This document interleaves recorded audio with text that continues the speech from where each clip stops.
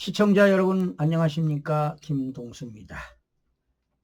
지난 12.3 비상계엄 사태로 사형을 구형받은 윤석열 전 대통령은 지난 13일 서울중앙지법 형사합의 25부 지기현 부장판사 심리로 열린 별심 공판에서 장장 90분에 걸쳐 최후 진술을 했습니다. 윤 전 대통령은 비상계엄은 망국적 폐악에 대해 국민들이 감시와 견제를 해달라는 호소였습니다.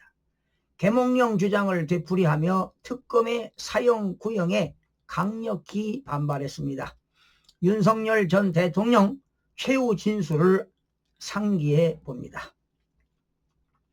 존경하는 재판장님, 재판부 판사님, 1년 가까운 긴 시간 공정하고 현명한 소송 지휘로 충실한 심리를 해주셔서 깊이 감사드립니다. 불과 몇 시간의 계엄을 내란으로 몰아 국내의 모든 수사기관들이 달려들어 수사했고 이후에 초대형 특검까지 만들어져 수사를 했습니다. 임무에 충실했던 수많은 공직자들을 상대로 원하는 진술을 하지 않으면 마구잡이로 입건해 신병을 확보하고 무리한 기소를 남발하였습니다. 현대 문명국가 역사에 이런 일이 있었나 싶습니다. 하지만 숙청과 탄압으로 표현되는 광란의 칼춤 속에서도 법과 원칙에 따라 중심을 바로잡고 재판을 이끌어주신 재판부의 노고에 경의를 표합니다.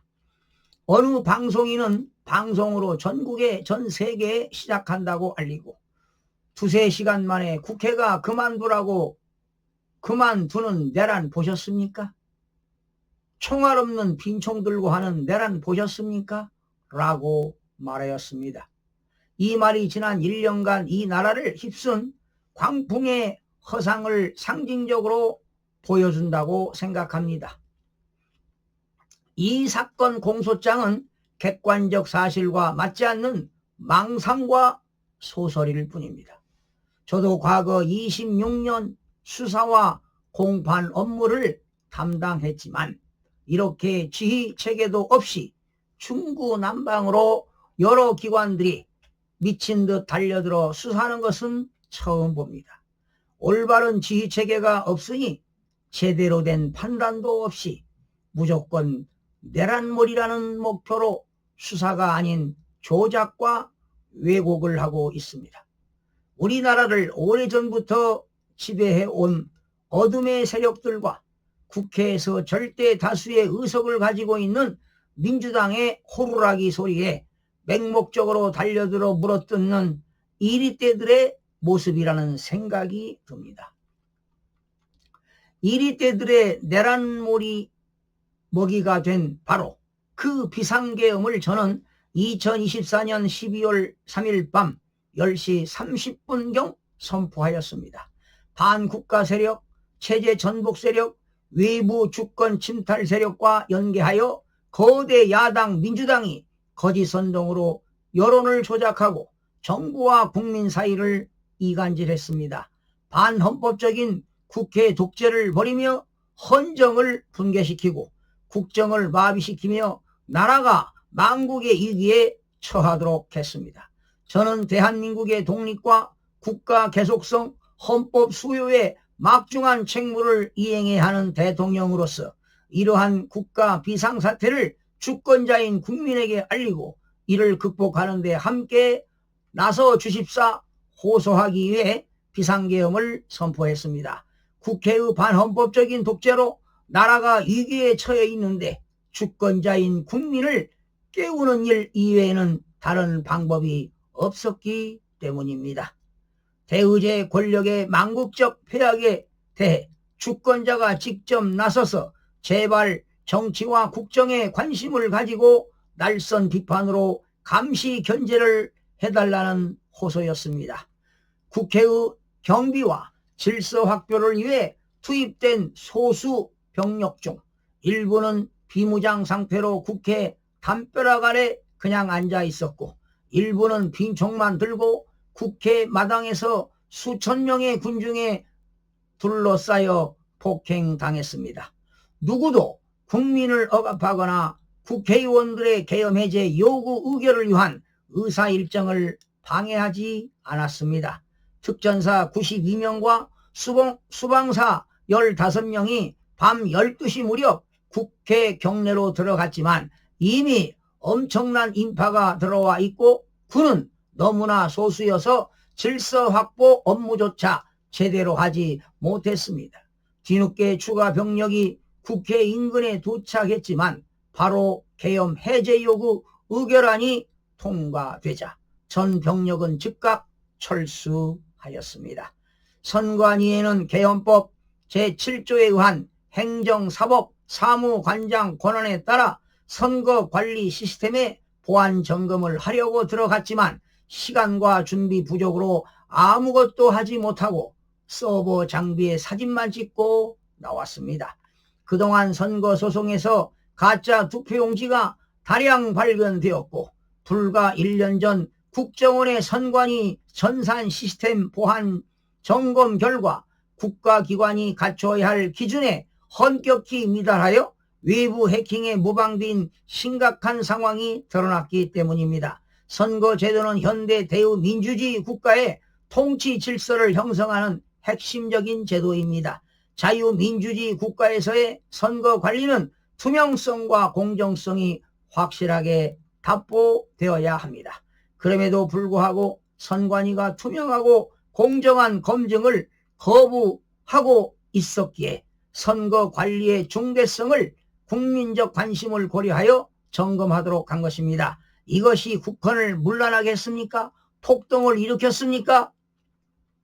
계엄 선포 시부터 해제 시까지 6시간이 걸렸으나 새벽에 계엄 해제를 위한 국무회의를 소집하는데 시간이 지체되었을 뿐이지 실제로는 계엄 선포 2시간 만에 국회의 계엄 해제 요구 의결이 이루어지자 즉시 병력을 철수시켜 계엄 상황을 종료하였습니다. 아울러 저는 국무회의 소집 중에 미리 계엄 해제 대국민 담화도 발표하였습니다. 처음에는 국민들께서 도대체 대통령이 왜 계엄을 선포했는지 어리둥절해 하셨습니다.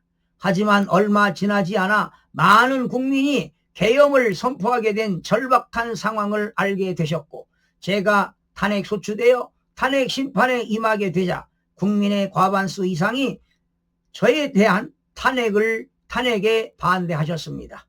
계엄 선포의 이유와 불가피성을 공감하셨기 때문입니다. 지금도 많은 국민들께서 제가 계엄 선포라는 비상벨을 울린 이유에 대해 공감하고 계시리라 생각합니다. 12.3 비상계엄은 과거 권위주의 정부 시절의 계엄과 같이 국민을 억압하는 군사행정 독재가 아니라 국민의 자유와 주권을 지키고 나라와 헌정을 살리기 위한 것으로 생각하시는 국민들이 여전히 많습니다. 특히 미래 세대인 청년과 학생들은 계엄의 이유와 나라의 위태로운 상황에 대해 인식하며 자신들의 역할과 행동에 대해 진지하게 고민하는 것으로 압니다. 저에 대한 탄핵을 결정한 헌법재판소조차도 피청구인 대통령은 행정부의 수반이자 국가 원수로서 야당의 전횡으로 국정이 마비되고 국익이 현저히 저해되어 가고 있다고 인식하여 이를 어떻게든 타개하여야만 한다는 막중한 책임감을 느끼게 되었을 것으로 보인다. 이 사건 계엄 선포 및 그에 수반한 조치들은 국정 최고 책임자로서 피청구인이 가지게 된 이러한 인식과 책임감의 바탕을 둔 것으로 이해할 수 있다고 판시하였습니다. 제가 계엄을 선포한 이유와 필요성에 대해서는 비상계엄에 대한 찬성과 반대의 입장과 관계없이 모두가 그 목적을 정확히 알고 있는 것입니다. 바로 폭동이나 국헌문란의 목적과는 전혀 관계가 없다는 것입니다. 체제 전복 세력과 반국가 세력들은 2022년 3월 대선 직후부터 아직 취임도 하지 않은 대통령 당선인을 상대로 선제 탄핵 시위를 벌이기 시작했습니다. 대선 불복이었습니다. 12.3 비상계엄 선포 전까지 무려 178회의 퇴진 탄핵 시위가 지속적으로 이어졌습니다. 이 집회에는 거대 야당인 민주당 인사들도 연단에 섰습니다.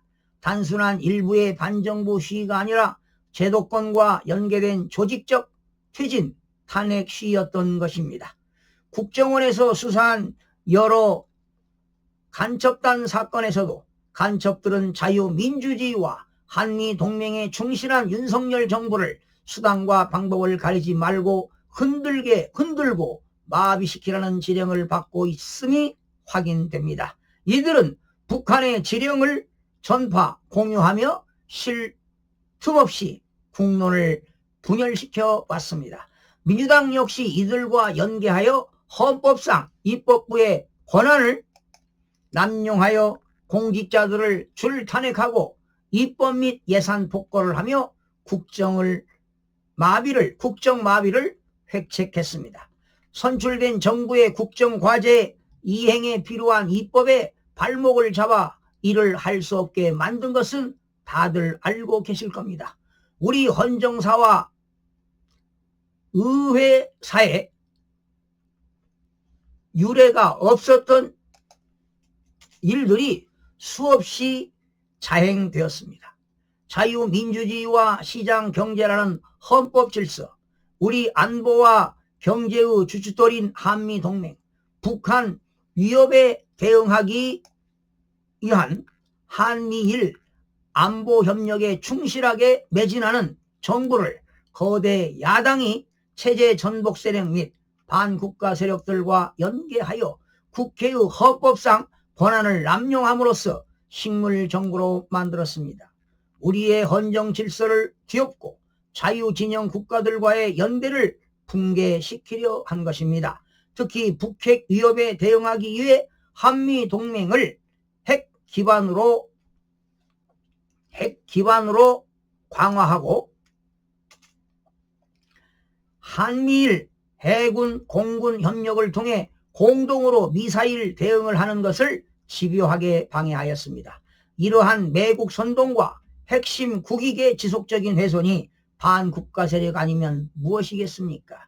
애국 세력입니까?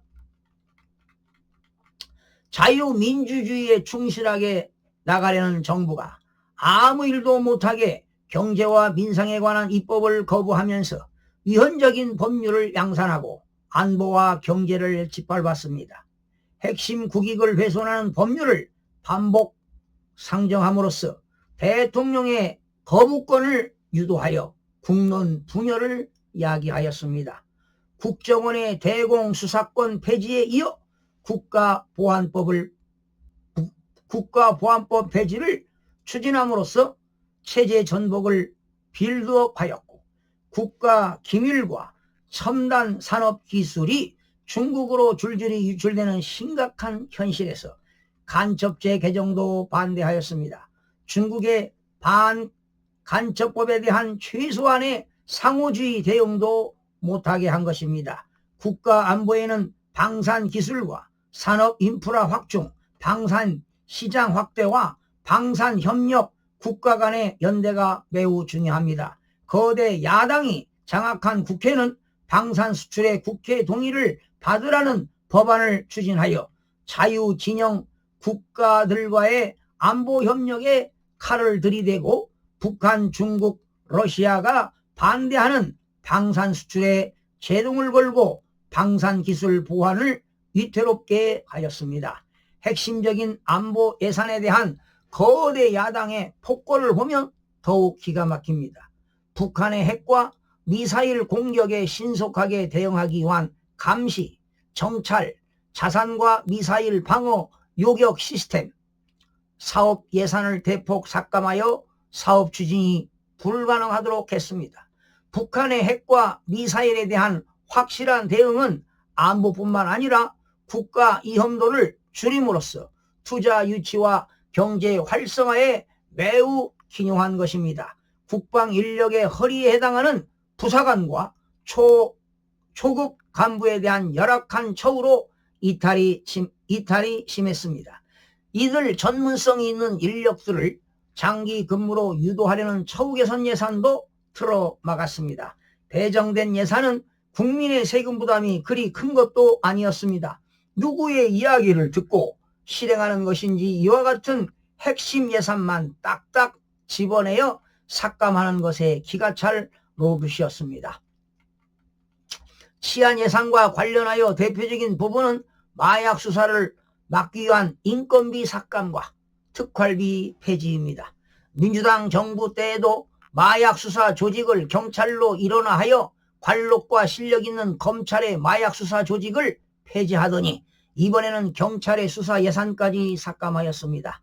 마약은 미래 세대를 병들게 하는 것일 뿐 아니라 마약 시장을 장악한 세력은 모든 범죄 조직을 장악하고 결국 한 국가의 정치 사회에 막강한 영향력을 행사하게 됩니다. 오늘날 수단과 방법을 가리지 않는 부도덕한 하이브리드 비전투 전략 전술에서 마약전에 대한 국가적 대응이 얼마나 중요한 것인지 알면서도 일부러 무시하고 있는 것입니다. 왜 민주당은 마약 대응에 이토록 소극적이고 움츠리는 건지 이해하기 어렵습니다. 어느 나라 정당이고 어느 나라 국회입니까? 검찰 수사권과 수사활동비 폐지와 아울러 부정부패와 대형 금융 사기 사건을 전문성이 부족한 기관에 몽땅 넘겼습니다. 그러나 정적과 반대 세력을 탄압하기 위해서는 수사와 공소를 모두 담당하는 초대형 특검들을 만들어 1,000억 원의 국민 혈세를 쏟아붓고 토끼몰이식 수사와 소설로 기소하고 여론선동에 열중하고 있습니다. 윤석열 정부 당시 공직자 줄탄핵은 22건이 발의되어 일부는 사퇴하고 일부는 탄핵 소추되어 직무가 정지되었습니다. 탄핵 심판에는 보통 6개월에서 9개월, 길게는 1년 넘게 걸리는 경우도 있습니다.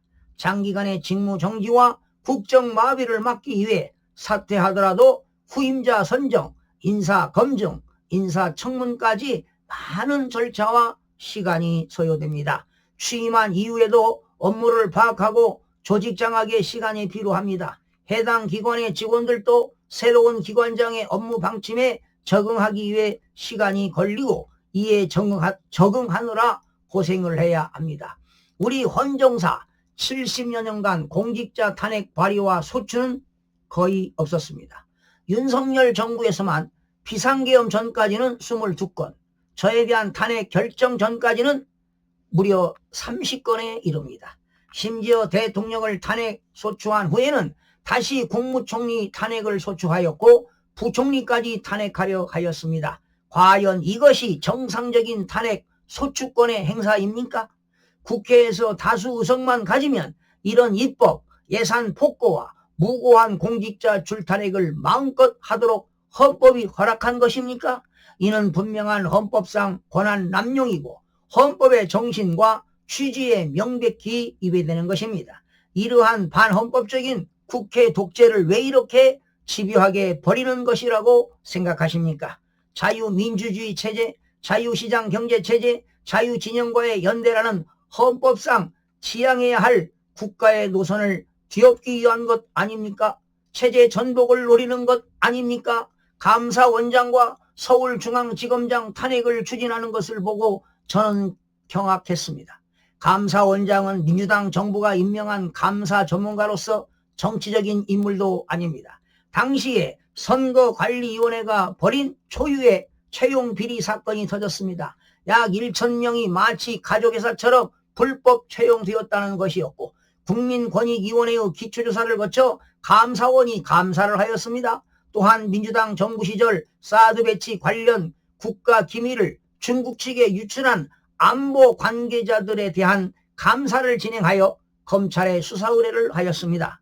그러나 이처럼 반드시 필요하고 적법한 감사에 대한 민주당은 감사원장 탄핵으로 감사원의 업무를 방해하였습니다. 이런 사정을 보면 선관위와 민주당이 유착, 국가 기밀을 유출이라는 간첩 이적 행위에 대한 조직적 비호를 대놓고 드러내는 것으로 생각할 수밖에 없었습니다.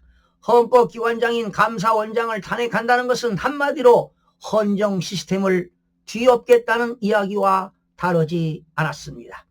전국의 모든 공직자와 산하기관, 국영기업체, 금융위원회, 공정거래위원회, 금감원, 금융감독원 등을 감사하는 감사원장이 무슨 해임 사유가 될 만한 비리가 있는 것도 아닌데 탄핵하여 직무 정지를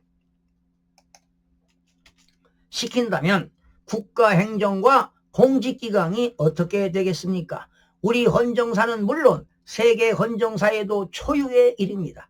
서울중앙지검은 부패, 경제 등 주요 사건의 50% 이상을 다루는 핵심 수사 사법기관입니다. 자신들의 부패를 수사하는 검사들을 압박하고 줄 세우기 위해 탄핵을 추진하는 것을 보고 저는 이제 판결이 마음에 안 들면 판사도 탄핵하겠구나 라고 생각했습니다. 탄핵소추권을 가지고 광란에 갈춤을 추고 결국 헌정을 무너뜨리겠다는 것입니다. 우리 헌법은 결코 이런 국회, 이런 의회주의를 허용하고 있는 것이 아닙니다. 저는 민주당에서 감사원장과 서울중앙지검장 탄핵을 추진하는 것을 보고 그때까지는 인내해 왔으나 이제는 망국적인 국회의 독재의 주권자인 국민을 상대로 비상벨을 울릴 수밖에 없다고 생각했습니다.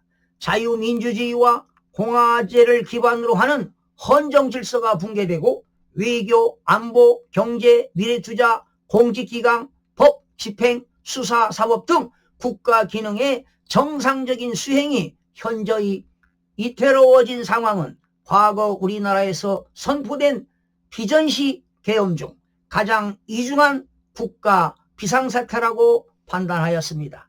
다만 국가 비상사태를 초래한 원인이 거대 야당이 지배하는 국회이기 때문에 대의제 권력의 폐악과 독재를 주권자인 국민들에게 알리고 호소하며 깨우는 것 이외에는 다른 방법이 없다고 생각했습니다. 저는 2024년 11월 말경 김용현 국방부 장관을 한남동 대통령 관저로 오게 했습니다. 감사원장 탄핵에 관한 이야기를 하면서 거대 야당이 헌법상 권한을 남용해서 헌정 질서를 무너뜨리고 국정을 마비시키며 망국의 위기 상황이 되었다는 점을 이야기했습니다. 과거 비전시 계엄이 내려진 1964년 한일회담 반대 시 6.3 사태, 미중 대탕투와 미군 철수에 따른 1972년 10월 17일 특별선언, 1979년 10월 26일 대통령 급서와 같은 상황보다 더 심각한 위기 상황이 되었음을 이야기했습니다. 그리고 거대 야당이 헌법상 권한을 남용해 헌정을 파괴하고 있지만 저는 헌법상 대통령의 국가 긴급권을 헌법의 틀 안에서 행사하고 주권자인 국민들에게 호소하여 국민을 깨우고 각성하게 하는 것으로 헌정 붕괴와 국정마비를 회복시키고자 한다고 하였습니다. 김용원 장관에게 헌법상 국가 비상사태 선언은 곧 비상계엄 선포이니 이를 검토해서 보고해달라고 지시하였습니다.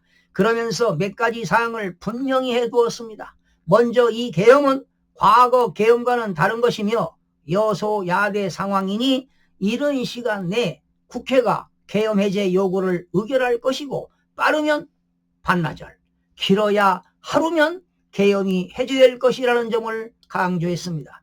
또한 실시간 방송을 통해 계엄 선포 대국민 담화를 할 것이며 병력은 2개 중대, 2개 중대, 규모 250에서 280명으로 2개 팀을 구성하여 1개 팀은 국회에 몰려들 인파에 대한 질서 유지를, 다른 1개 팀은 몇 군데의 선관위 전산 시스템 서버 소재지에 각각 몇십 명씩을 보내 보안 시스템을 점검하고 국정원이 1년 전 지적했던 망분리, 방화벽, 비밀번호 문제 등이 시정되었는지 확인하도록 한 것입니다.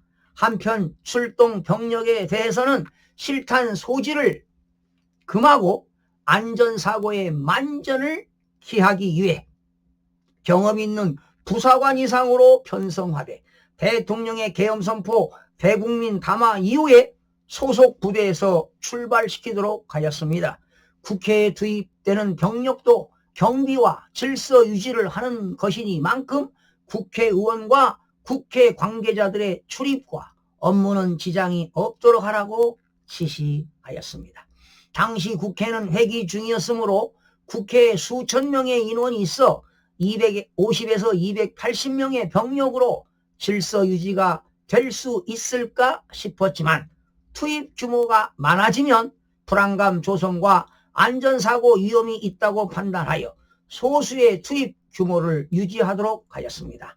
그리고 계엄 선포는 보안이 가장 중요하기 때문에 김영현 장관 혼자 검토하고 준비해달라고 하였습니다. 김영현 장관은 과거 합동참모본부에서 본부장을 지냈기 때문에 합참 계엄과 매뉴얼 정도는 잘 알고 있을 것으로 판단하였습니다. 실제 계엄 선포 대국민 담화는 12월 3일 22시에서 23시 30분이었으며 계엄 선포 기준시는 23시, 군이 국회에 도착한 시간은 24시경이었고 출동한 병력은 특전사 92명, 수방사 40명이었습니다. 특전사 77명은 국회 마당에, 나머지 15명은 본관에 위치하였고 수방사 15명은 아예 총도 내려놓은 완전 비무장 상태로 국회 경내로 들어가 7번 출입문 앞에 앉아 대기하고 있었습니다. 이후 추가 투입된 병력은 계엄 해제 요구 의결 시 12월 4일 1시 3분 무렵에 국회 본관 뒤편에 도착하였으나 계엄 해제 요구 의결 직후 즉시 철수하였습니다. 국회 마당에 있던 특전사 대원 77명은 민간인들과의 충돌 금지 지침에 따라 질서 유지는커녕 시민들로부터 폭행을 당하면서 자리를 유지하기가 버거웠고 계엄 해제 요구 의결 직후에는 시민들에게 공손하게 인사하고 철수하였습니다. 국회 본관에 들어간 15명도 국회 직원들이 소화기를 분사하자 이를 피해 도망 다니기 바빴으며 수방사 병력은 민간인들과 어떠한 접촉도 아예 없었습니다. 계엄 선포 후 24시가 조금 지난 시점에서 김영현 장관으로부터 선관위와 연계하여 확인할 것이 있어 여론조사 꽃과 민주당 당사에도 가는 게 좋겠다는 건의가 있었으나 민간기관은 절대 안 되고 더 이상 병력을 추가로 운영하지 말라고 지시하였습니다. 김영현 장관은 제 지시를 즉각 이행하였습니다. 김영현 장관은 11월 말부터 12월 2일 사이 밤에 대통령 관저로 찾아와 준비하고 있는 것을 보고하였습니다. 김영현 장관이 작성해온 대국민 담화문은 거의 고칠 것이 없었고 포고령 역시 계엄이 금방 해제될 것이라 시행될 리 없다고 생각하였고 또 상위법에 저촉되면 아예 효력이 없는 것이어서 특별히 손댈 필요가 없었습니다.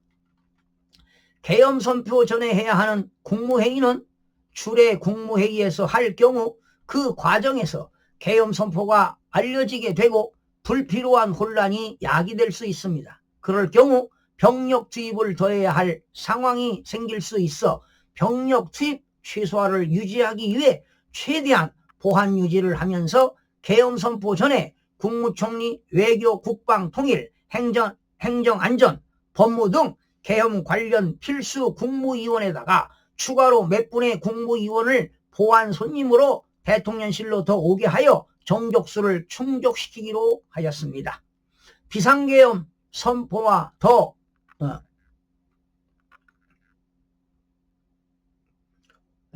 비상계엄 선포와 같은 국가 긴급권은 대통령이 독점적이고 배타적으로 행사하는 헌법상 권한으로서 그 실체적, 절차적 행사 요건의 구비 여부에 대한 판단 역시 대통령에게 전속하는 것이었습니다.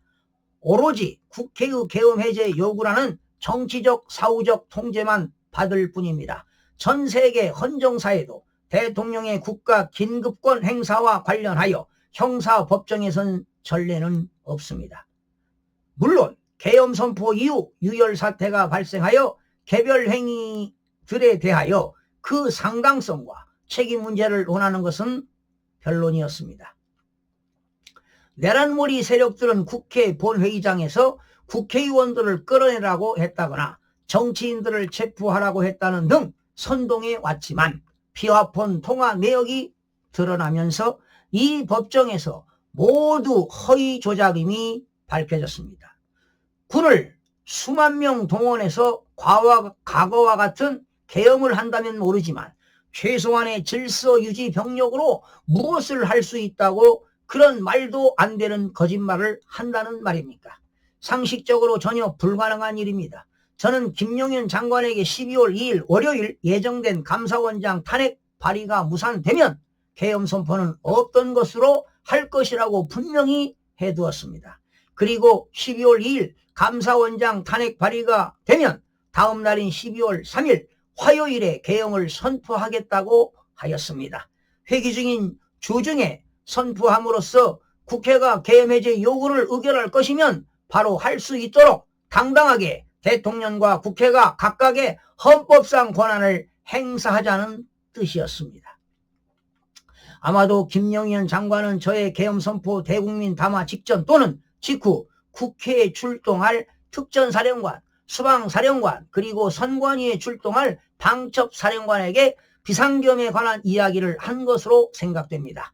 그러다 보니 사령관들은 그 전에 부하들에게 계엄과 관련한 준비나 지시를 할 수 없었을 것입니다. 방첨사는 장병들이 휴가 또는 퇴근하였다가 언론을 통해 계엄 선포 담화문을 시청한 후 부대에 복귀하여 24시가 되어서도 간부들의 부대 복귀가 제대로 이루어지지 않았습니다. 수방사는 야간 당직 근무자 위주로 소수만 편성하여 별도 임무 하달 없이 통상의 주요 공공시설, 경비, 방호, 임무만 가지고 국회로 출동하였고 특전사도 707 부대를 수송할 헬기 운항 승인을 수방사에 내주지 않아 시간이 한참 지체되었습니다. 사전에 각 기관 사이에 소통이 전혀 없었던 것입니다. 내란몰이 세력은 몇 시간의 계엄, 대국민 메시지 계엄을 친위 쿠데타라고 하고 있는데 친위 쿠데타를 이렇게 하는 것 보셨습니까? 친위 쿠데타라는 것을 어떻게 하는지 알지도 못하고 생각도 해본 적도 없지만 이렇게 방송으로 언론에 알리고 사전 준비 없이 야간 당직 근무자 소수만 데리고 하는 것입니까? 친위 쿠데타를 한다면 선관위는 왜 갔겠습니까? 사태를 장악하고 나중에 가도 되는 것이고 친위 쿠데타라 하면 당분간 선거할 일도 없지 않습니까? 국민들이 각자 생계 바쁘셔서 대놓고 이야기를 안 하시지만 국민들도 상식적으로 판단하실 수 있습니다. 국민들은 절대 바보가 아닙니다. 경찰은 처음부터 123 계엄에 투입할 계획이 전혀 없었습니다. 저는 비상계엄이 선포되었으니 당연히 최소한의 군이 투입되는 것으로 생각하고 있었습니다. 당시에는 국회의 연력의 출입문에 대해 전혀 의식하지 않았습니다. 저와 김용현 장관 모두 공무원 시절 국회를 다녀보았기 때문에 야간에는 의원회관 인근 출입문과 정문 출입문만 열어둘 것이라고만 생각했습니다. 계엄 선포 당일 저녁 무렵 김용현 장관이 제 방에 와서 투입되는 군 병력 규모가 워낙 소수이다 보니 질서 유지가 어렵습니다. 국회 외곽은 경찰 지원을 받는 것이 좋겠습니다 라고 하여 전화로 김용현 장관과 조지호 경찰청장을 연결해 들어다가 삼청동 안가에서 한 10분에서 15분가량 만나게 했습니다.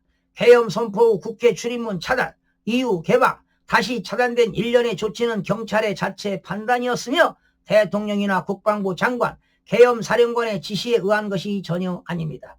국회 출입문과 담은 워낙 낮아 얼마든지 넘어다니는 것이 가능하고 실제 수천 명이 별다른 제지 없이 국회 마당에 들어왔습니다. 저는 계엄 선포 후 조지호 청장과 11시 15분경 55초가량의 첫 통화를 시작으로 23시 20분 36초, 23시 28분 39초, 23시 30분 17초, 23시 34분 41초 등 5차례 걸쳐 통화하였습니다. 그리고 1시간 10여 분 뒤인 12시 0시 48분 32초, 1시 8분 58초, 1시 10분 58초 통화하였습니다.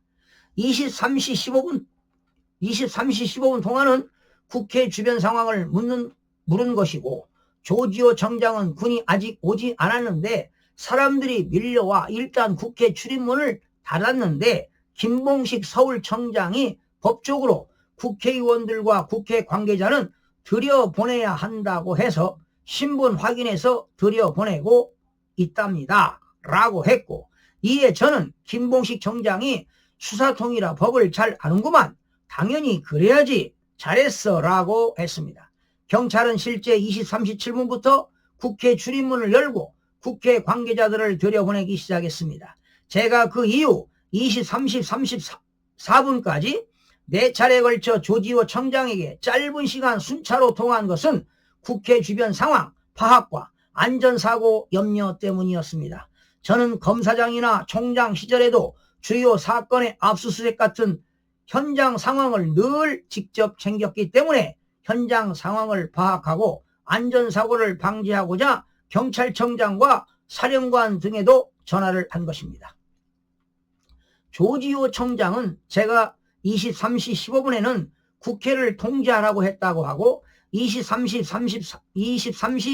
34분과 그 이전 통화에서는 국회 당을 넘는 월당 의원들을 체포하라 했다고 증언하였는데, 이는 모두 사실 무근이고 거짓입니다. 조지호 청장은 2024년 12월경 내란몰이 수사 초기에는 제가 자신과 여러 차례 통화했고 6차례 모두 국회로 들어가려는 국회의원들을 모두 체포하라고 했다고 진술했습니다. 그러나 피아폰 통화 내역이 나오자 최근에는 23시 15분에서 23시 34분 사이 5번 통화 중 후반부는 월당 의원을 체포하라고 했다고 새로운 증언을 내놓았습니다. 2024년 12월 수사 초기 제가 국회에 들어가려는 의원들을 모두 체포하라는 지시를 했다는 조지호 청장의 진술을 들은 수사관들도 당시 배치된 경찰 인력 등에 비추어 납득이 되지 않았는지 조서를 봐도 더 묻거나 구체적인 추궁을 한 정황이 보이지 않습니다. 2025년 12월 이 법정에서 조지호 청장에 대해 주신문을 진행하던 검사도 그 시간은 국회의원과 국회 관계자의 출입이 자유로운 시간이어서 월당할 필요가 없는 때인데 피고인이 그런 지시를 했다는 것이 맞느냐고 하며 의문을 가질 정도였습니다. 저는 계엄 해제 후 조지호 청장에게 전화를 걸어 수고 많았다, 잘했다, 경찰이 초동 조치 잘하고 의원들 출입시켜서 계엄이 빨리 해제되었다라고 하였고, 김봉식 청장에게는 좀 쉬었다가 내가 직접 전화하겠다라고 하였습니다. 헌법재판소 심판정과 이 법정에서의 조지호, 김봉식의 증언에 의하면 조지호 청장과 김봉식 청장은 제게 이와 같은 격려 전화를 받았다고 하고 있고, 국회 게이트 차단은 경찰 자체 판단으로 23시 37분에 결정되었으나 사실상 24시까지 국회의원과 국회 관계자들을 출입시켰다고 합니다. 저는 24시 국회 출입문을 다시 닫은 사실은 전혀 알지 못했습니다. 그렇기 때문에 제가 이진우 수방사령관에게 0시 32분 29초, 0시 34분 16초, 36분 25초 전화를 하는데 두 번째와 세 번째 통화에서 경찰이 관리하는 출입문을 찾아보라, 의원회관 쪽으로 문으로 가보라 한 것이고, 이진우 사령관도 이 법정에서 그에 부합하는 증언을 한 바 있습니다. 그리고 이진우 수방사령관은 이 법정에서 24시 이후 국회에 도착해 보니 경내에 엄청난 사람들이 들어가 있었고 담을 넘는 사람들을 경찰이 뒤에서 받쳐주어 도와주고 있었다고 증언합니다. 2024년 12월 내란몰이 수사 초기부터 수사기관들은 수많은 공직자들을 상대로 입건과 기소, 구속에 대한 위협으로 엄청난 거짓 증언들을 이끌어냈습니다. 그들에게는 신병의 문제는 물론 연금 등 생계와 관련하여 매우 절박한 문제가 되기 때문입니다. 이진우 수방사령관 증언과 같이 언론에 가짜 뉴스들이 쏟아지고 다른 사람들은 이렇게 진술했다고 들이대면서 원하는 진술을 하도록 했습니다. 헌법재판소 탄핵 인용의 결정적 증거로 곽종건, 홍장원의 증언, 한덕수 총리의 증언을 들고 있습니다. 헌재 탄핵 심판에서 비아폰 통화 내역과 CCTV 영상이 제시되었더라면 이 법정에서와 같이 거짓 증언들이 쉽게 분별될 수 있었을 것입니다. 헌법재판소에는 탄핵 절차법상 증거 능력 없는 수사 기록들이 무제한으로 제출되고 사실 인정의 증거로 사용되었습니다. 탄핵은 일종의 행정징계 절차라는 논리입니다. 그러나 이 법정에서 주요 증거 대부분이 허위 조작이었음이 드러났습니다. 전체 국민이 직접 선출한 최고의 민주적 정당성을 가진 대통령을 그런 식으로 재판에서 탄핵했다는 것이 상당히 안타깝습니다. 계엄해제 직후부터 몰아진 내란몰이의 수사는 탄핵 심판에서 대통령을 끌어내리기 위한 수단이 아니었나 싶습니다. 저는 국회의 계엄해제 요구 의결이 있자 이를 즉각 수용하여 군을 철수시키고 국무위원 소집을 기다리다가 김용현 장관과 계엄사령관을 제 집무실로 불러 지금 바로 군의 계엄 상황을 종료시키라고 지시하였습니다. 이에 따라 김용현 장관은 즉시 화상으로 전군 주요 지휘관 회의를 소집하여 군의 계엄 상황을 종료시켰고 저는 국무위원 도착 전 계엄해제 대국민 담화를 하였습니다. 그럼에도 내란몰이 세력들은 제가 2번, 3번 계엄할 것이라는 터무니없는 황당한 선동을 그치지 않았습니다. 저는 계엄 선포 후에도 추경호 국민의힘 원내대표에게 전화하여 대야 관계 너무 고생이 많았다. 계엄 선포를 미리 알려주지 못해 미안하다. 의원님들은 걱정할 것이 없다. 곧 끝날 거다. 라고 이야기했고 추경호 의원 역시 대통령이 자신에게 전화하여 국회가 절차를 밟아 계엄해제 요구 의결을 하면 즉시 수용하여 해제할 것이라고 했다고 증언하였습니다. 이는 추경호 의원에 대한 공소장에도 동일하게 기재되어 있습니다. 저는 계엄 선포 전인 12월 2일 공주 민생토론회와 산성시장 방문, 12.3 키르기스탄 대통령 공식 방한 행사를 모두 소화하였고 주말인 12월 30일 및 12월 1일에는 거의 하루 종일 관련 자료 숙독과 준비의 시간을 보냈습니다. 계엄 선포 직전 공식 행사장의 제 모습은 여느 때와 다름이 없었으며 어떠한 초조함이나 긴장감도 없었다는 것을 다들 보셨을 것입니다. 친히 구체타를 기획했다면 이런 행사들을 연기했거나 아니면 계엄 선포일을 다른 날로 잡았을 것입니다. 더욱이 국회 회기 중이고 평일이어서 즉시 국회 본회의가 열릴 수 있었다는 것을 생각하면 국회 본회의를 무력화시키거나 방해할 의도가 전혀 없었다는 것을 쉽게 알 수 있었을 것입니다. 방첩사령관은 12월 1일부터 12월 2일까지 이틀간 휴가였고 부대원들 역시 퇴근했다가 뉴스를 보고 24시가 넘어 부대에 복귀했습니다. 수방사는 계엄 당일 저녁 주요 간부 부부 동반 만찬이 있었고 대부분은 퇴근하다 보니 소집에 시간이 걸리는 바람에 야간 당직 근무자 위주로 그 자리에서 인원이 편성되었습니다. 전혀 사전 준비를 하지 않았던 것입니다. 저는 대국민 호소, 대국민 메시지 계엄이니 긴장하지 않고 평소와 다름없이 준비한 것입니다. 정치 지형을 송두리째 바꿔버리는 초법적 조치가 아니라 헌정 붕괴와 국정 마비의 국가 위기 상황을 국민들에게 알리고 주권자를 깨우기 위한 조치였기 때문이었습니다. 저는 12월 4일 새벽 계엄을 해제하고 관저로 돌아와 안전사고 없이 잘 마무리되어 다행이라고 생각하고 안심하였습니다.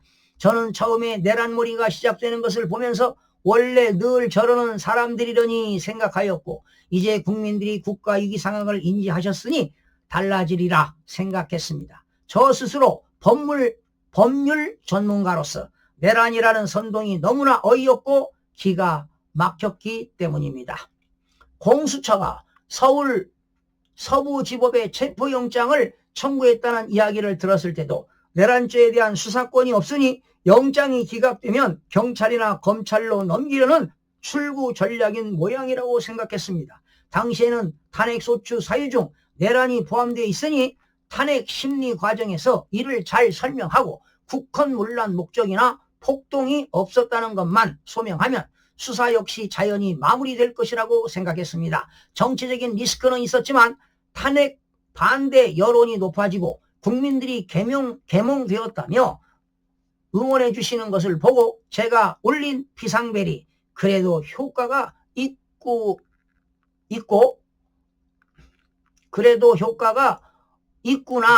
있구나라는 생각이 들었습니다. 저는 26년간 검찰에서 주요 수사를 했지만 법과 원칙에 따라 일했기 때문에 정치적 음모에 따라 수사라는 이름을 빌어 이렇게 치밀하게 내란몰이가 기획되고 진행되는 줄은 꿈에도 생각하지 못했습니다. 2025년 1월 3일 공수처가 저를 체포하겠다고 관저로 왔을 때도 대통령 관저가 군사시설 보호구역으로 출입과 수색이 불가능하니 저러다 말겠지 싶었습니다. 그러다 1월 15일 수천 명의 경찰이 들어닥치는 것을 보며 제가 본 국가의 위기가 실제는 더 심한 지경이었구나 라고 생각하게 되었습니다.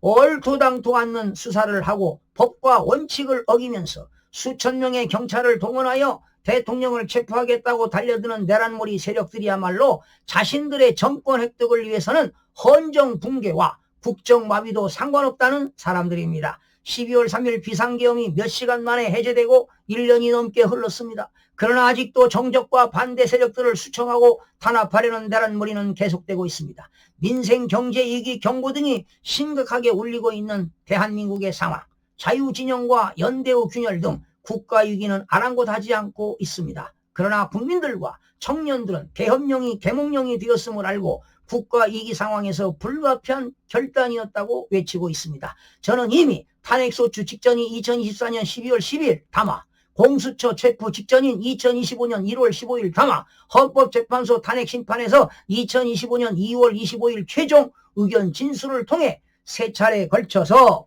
12월 3일 비상계엄에 관한 제 입장을 일관되게 말씀드렸습니다. 오늘 진술은 그 후 드러난 비아폰 통화 내역과 법정 증언 등을 통해 확인된 실체를 더해 말씀드리는 것입니다. 제가 국가 위기 상황이라 진단하고 비상계엄을 선포하게 된 이유에 대하여 이미 증거로 제출한 2024년 12월 12일 담화, 2025년 1월 15일 담화, 2025년 2월 25일 헌법재판소 최종 진술을 세세히 숙고해 주시기 바랍니다. 국가위기 상황에서 주권자를 깨우는 비상계엄 선포에 따라 임무를 수행한 군 관계자와 공직자들이 내란몰이에 희생되어 고난의 시간을 겪고 있습니다. 나라를 진정 사랑하고 자유와 정의를 지키려는 많은 국민들과 청년들도 고통과 좌절의 시간을 겪고 있습니다. 안타까운 마음을 금할 수 없습니다. 모두 제 부족함의 소치입니다. 지금 제가 할 수 있는 일은 기도드리는 일입니다. 고초를 겪고 있는 군 간부, 공직자분들, 정직하고 선한 우리 국민들과 청년들을 위해 하루에도 몇 번씩 기도하고 있습니다. 하나님의 은총과 축복이 넉넉히 함께 하실 것입니다. 그리고 이 나라를 굳건하게 지켜주실 것을 믿습니다. 이 사건이 갖는 헌법적 함의와 대통령으로서 국가 위기 상황에서 헌정 붕괴와 국정 마비를 막으려 했던 엄중한 책임감에 대해 살펴주시기 부탁드립니다. 그것은 결코 국헌문란이 될 수 없습니다. 폭동이 될 수 없습니다. 고된 일정 속에서 충실하게 심리해 주신 재판부에 감사드립니다. 또한 방청과 중계를 통해 이 사건의 실체를 확인하고 응원해 주신 국민들께도 감사드립니다. 대통령의 국가 긴급법 행사는 내란이 될 수 없습니다. 기 재판부의 현명한 판단을 부탁드립니다. 감사합니다. 윤석열.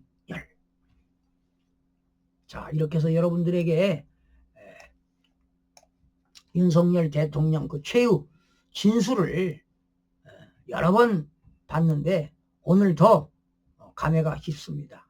오늘 여러분들과 함께 최후 진술을 상기해 보았습니다.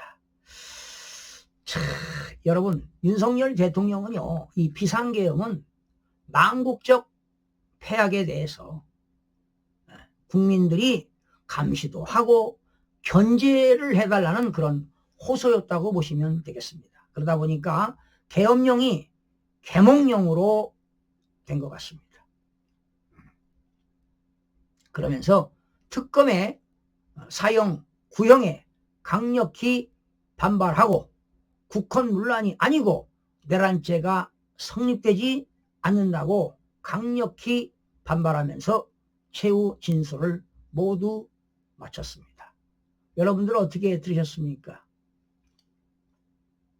저는 비상계엄 이후에 저도 윤석열 대통령이 비상계엄했을 때 몹시 놀랬고 두려웠습니다.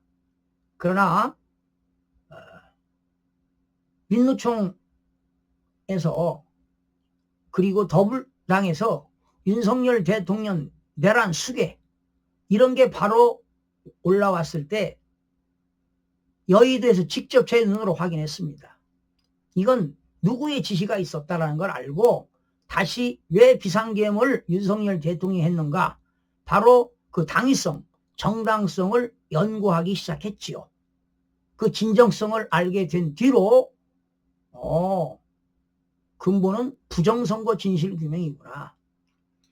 전 세계적으로 국제 부정선거 카르텔이 있다는 것을 지금 이 진술에는 그런 내용이 없지만 부정선거에 대한 이야기 언급은 있었습니다.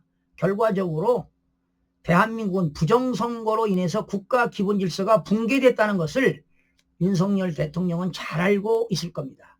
머지않아 전 세계적으로 국제 부정선거 카르텔이 밝혀지면 윤석열 대통령은 영웅으로 그리고 사형선고를 받았으니 순교자로 역사에 남을 거라고 봅니다.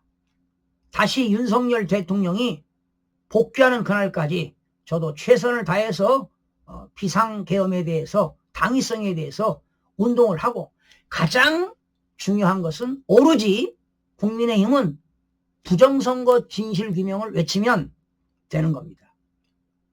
그러면 승산이 있는 것이지요. 그렇지 않고 지금 여러분 부정선거 하고 나서 말이죠, 뭐 시사평론가 정치평론가들이 백날 방송에 나와서 떠들고 신문 기사를 봐도 없어요, 그런 게. 그러니까 다 허술하는 겁니다. 저는요 평생을 국회의원, 여당 야당 국회의원들의 입법 칼럼을 30년 이상을 썼습니다. 30년 이상을 써왔고, 그리고 저도 언론에 한동안 종사한 사람으로서 저도 언론에 대한 내용을 잘 알고 있습니다. 방송도 많이 해봤고요. 언론의 그런 기능, 역할도 알고 있어요. 그러나 지금 오늘날 내 것이 미디어들 보십시오. 부정선거 붙자도 없습니다. 바로 그거는 중앙선거관리위원회에서 공정선거 캠페인 뭐 광고도 받고 다 돈하고 연결된 것 아니겠습니까? 그래 나는 평생을 정치인들에게 이런 얘기 하고 싶습니다. 탐욕은 지혜로운 사람을 어리석게 만들고, 뇌물을 좋아하는 사람들은 뇌물은 지혜로운 사람을 병들게 한다. 그래서 정치인들 중에 뇌물 받아가지고 다 명예훼손되고 말이죠. 다 교도소 가고 그러지 않습니까? 다 권력의 참맛을 느끼게 되면 본인 스스로 타락하는지도 모르고 그냥 쫓아가는 것이지요. 그러나 권력은 무상입니다. 건불 10년이라고 하잖아요. 건불 10년. 자, 오늘 윤석열 대통령의 최후 진술을 상기해 보았습니다. 여러분 고맙습니다.